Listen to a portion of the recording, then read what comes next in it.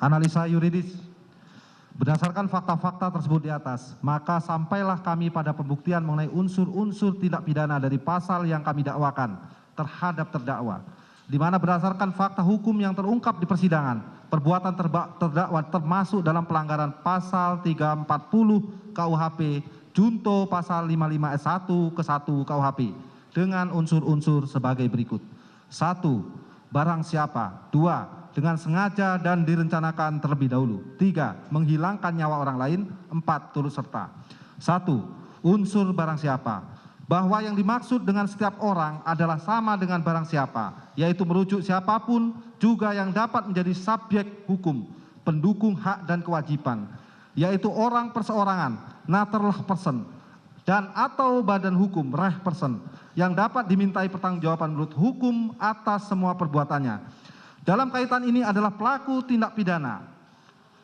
Unsur setiap orang di sini adalah manusia, baik laki-laki maupun perempuan yang mempunyai hak dan kewajiban, subjek hukum, tidak cacat mental atau jiwa, tidak terganggu ingatannya, serta tidak tergolong ke dalam kelompok orang-orang yang dalam bertindak atau berbuat diklasifikasikan sebagai alasan pemaaf atau alasan pembenar yang dapat menghapuskan hak penuntutan sebagaimana dimaksud dalam buku 1 bab 3 KUHP.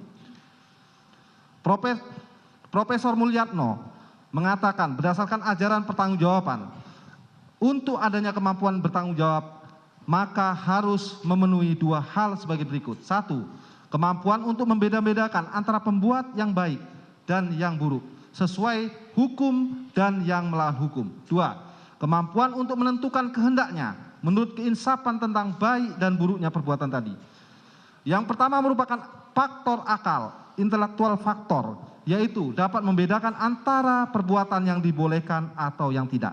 Sedang yang kedua merupakan faktor perasaan atau kehendak, yaitu dapat menyesuaikan tingkah lakunya dengan keinsapan atas nama yang tidak mampu menentukan kehendaknya menurut keinsapan tentang baik dan buruknya perbuatan tadi.